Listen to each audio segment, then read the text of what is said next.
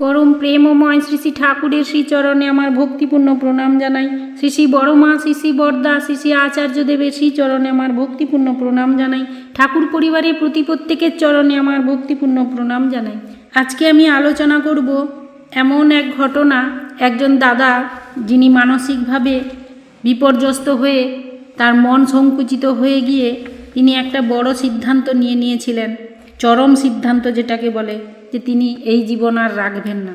কিন্তু ঠাকুর এবং আচার্যদেব সব সময় বলেন মায়েদের ঠাকুরের কাজ করতে, মায়েদেরকেই এই সংসারটাকে ধরে রাখতে, মায়েদেরকে ভালো থাকতে, মায়েদের মনটা ভালো রাখতে, মায়েদেরকে ভক্তি ঠাকুরের উপর বিশ্বাস রাখতে, এগুলো তিনি সব সময় বলেন। ঠাকুর বলেছেন, তিনিও বলেন, আর এটার উপরেই নির্ভর করে তার গোটা সংসারটা বেঁচে যায়।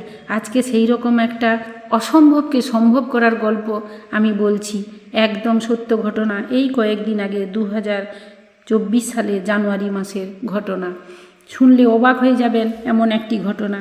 সুশান্ত বিশ্বাসদা তিনি মেদিনীপুর শহরে বাড়ি ভাড়া নিয়ে থাকতেন।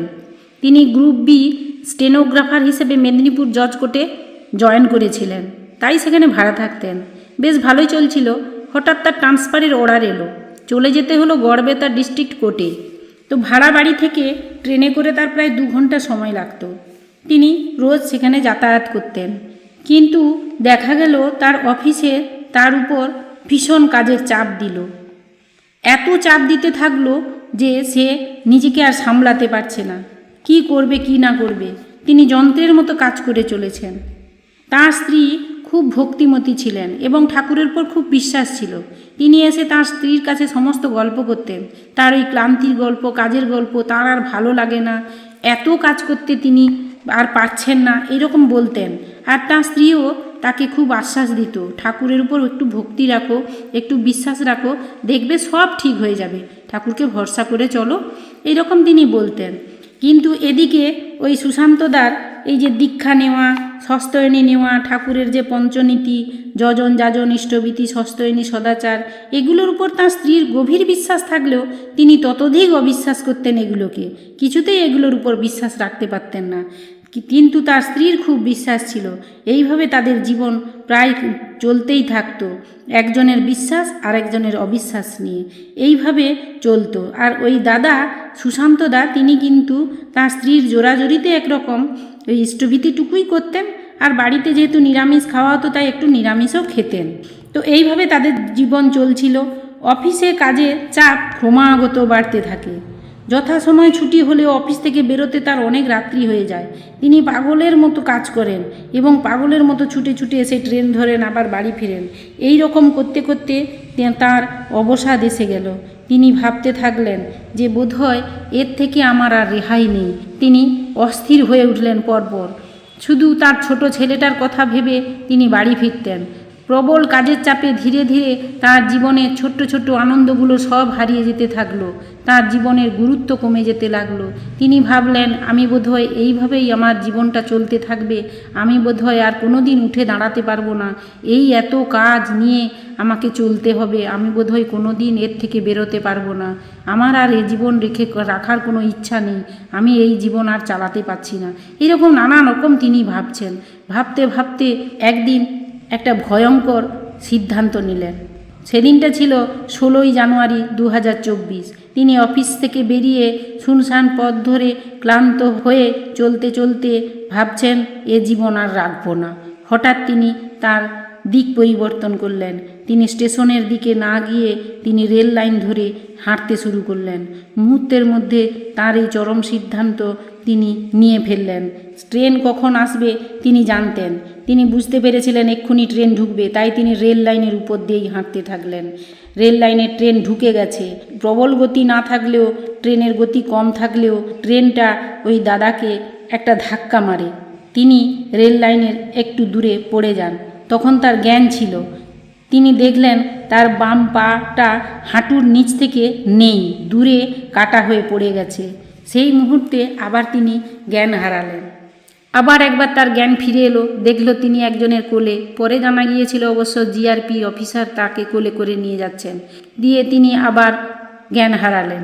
তারপরে যখন তার জ্ঞান ফিরে তিনি দেখেন মেদিনীপুর মেডিকেল হাসপাতালে বেডে শুয়ে আছেন। ছেলের মুখে শুনেছিলেন যে কারো মাধ্যমে সব ঘটনা আচার্যদেবের শ্রীচরণে নিবেদন করেছিল, তার যে ওই দুর্ঘটনা হয়েছিল ওইগুলো। আচার্যদেব স্বরূপ চক্রবর্তী দাদাকে সেই দায়িত্বও দিয়েছিলেন।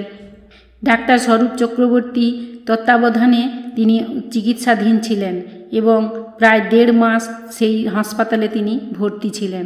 আচার্যদেবের আশীর্বাদে 1.5 মাসের মধ্যে তিনি সুস্থ হয়ে গিয়েছিলেন এবং আচার্যদেব বলেছিলেন ভালো একটা কৃত্রিম পা লাগাতে। তিনি তার আশীর্বাদ পাওয়ার পর একটা এনজিওর মাধ্যমে জয়পুর থেকে সবচেয়ে ভালো কৃত্রিম পা তিনি পেয়েও গিয়েছিলেন। 2 বার অপারেশনের পর ট্রায়াল দিয়ে তিনি দেখলেন তিনি স্বাভাবিক জীবনে ফিরেছেন। এই অ্যাক্সিডেন্টের পর বহুবার চাকরি বদলির চেষ্টা করেছিলেন, এর আগে সফল হননি, কিন্তু কৃত্রিম পা লাগানোর পর তিনি সফল হলেন, আবার সেই মেদিনীপুর জজ কোর্টে ফিরে এলেন। এইভাবে ওই দাদার জীবনের সমস্ত বিপর্যয় আসলো এবং কেটে গেল। এরপর তিনি আবার একটা ভাড়া বাড়ি ছেড়ে একটা ফ্ল্যাট বাড়িও কেনার সুযোগ পেয়েছিলেন এবং তার ছেলে একটা সর্বভারতীয় পরীক্ষায় ফলও ভালো করেছিলেন। এইভাবে তার জীবনে আবার ফিরে এসেছিল সুখ, শান্তি। হতাশায় ক্লান্তিতে অবসন্ন হয়ে জীবনের একঘেয়েমি ভরা কর্মচক্রে জালে জড়িয়ে সেই ভয়ঙ্কর অবস্থা থেকে মুক্তি পেতে মরে বাঁচতে চেয়েছিলেন, কিন্তু তার সেই মরা আর হলো না। অপরাধের মাসুল দিতে হলো তার একটা পা হারিয়ে তিনি পেয়েছেন ঠাকুরকে আর দরদি গুরু ভাই, যারা সব সময় তার পরিবারের পাশে থেকে তাকে সাহায্য করেছে, সব কিছু থেকে তাকে মুক্তি দিয়েছে। আর এই ফিরে পাওয়া জীবনটা ঠাকুরের দয়ায় এবং আচার্যদেবের দয়ায় তিনি এই জীবনটা আবার ফিরে পেয়েছিলেন। তিনি ঠাকুরের জগৎ ফিরে পেয়েছেন। তিনি বলছেন, আমি হারিয়েছি খুবই সামান্য, পরিবর্তে পেয়েছি অনেক। ঠাকুরের প্রতি আমার স্ত্রীর গভীর বিশ্বাস, একান্ত নির্ভরতা আমার জীবনটাকে চরম বিপর্যয়ের হাত থেকে মুক্তি দিয়েছে, এটা আমি মনে প্রাণে বিশ্বাস করি। তার বিশ্বাস দিয়েই সে তার স্বামীর বিশ্বাসকে গভীর করে তুলেছে। তার পরিবারের সদস্যের মধ্যে আজ বিশ্বাস অটুট হয়ে রয়েছে, জীবন্ত রয়েছে ঠাকুরের প্রতি, আচার্যদেবের প্রতি। আচার্যদেবের নির্দেশ মতো 2024 ডিসেম্বরের প্রথম দিকে তাঁর দর্শনে তিনি দেওঘরে এসেছিলেন। তার সামনে এসে তাকে দর্শন প্রণাম করে তিনি তার আবেগে চরম বিপর্যয়ের কথা সমস্ত নিবেদন করেন। বাঁধ ভাঙা উচ্ছ্বাসের মতো এলোমেলোভাবে তার জীবন কথা আর তিনি অত্যন্ত ধৈর্য সহকারে সব শোনেন এবং শোনার পরে তিনি আদেশ করেছিলেন আনুপূর্বিক সব কথা লিখে দেওয়ার জন্য। তাই তিনি লিখে দেওঘরে জমা দিয়েছিলেন। তিনি বলছেন, আমি সামান্য মূল্য দিয়ে ফিরে পেয়েছি আমার গুরুকে, আমার বিশ্বাসকে, যা বহু বছর সাধনা করলেও আমি পেতাম না। একটা কথা তিনি বলছেন, অসহায় অবস্থায় পড়ে আমরা যখন ভুল সিদ্ধান্ত নিতে অগ্রসর হই তখনও তিনি আমাদের ছেড়ে যান না, অমঙ্গলকেও মঙ্গলে নিয়ন্ত্রণ করেন। পরিবারের মধ্যে একজনও যদি তেমন বিশ্বাসী হয় তবে তার বিশ্বাস রক্ষা করার জন্যই তিনি অঘটন ঘটাতে পারেন, যা তার জীবনে ঘটেছিল এবং তার পরিবারের জীবনে ঘটেছিল। বিশ্বাস আর অবিশ্বাসের দ্বন্দ্বে আজ বিশ্বাসী জয়ী হয়েছে, তিনি এটা দৃঢ় কণ্ঠে স্বীকার করেন। তাই ইষ্টপথে চলা, ইষ্টের প্রতি অনুরাগ নিয়ে চলা, সব সময় ইষ্টকে স্মরণ করে চলা আচার্যদেবের এই নির্দেশ আমাদের প্রত্যেকের মেনে চলা উচিত। তাই আমরা সবাই তার নির্দেশ মেনে চলব, এই অঙ্গীকার করি। আজ আমি এখানেই শেষ করছি। আপনারা সবাই ভালো থাকবেন, সুস্থ থাকবেন। সবাইকে আমার জয়গুরু জানিয়ে শেষ করছি।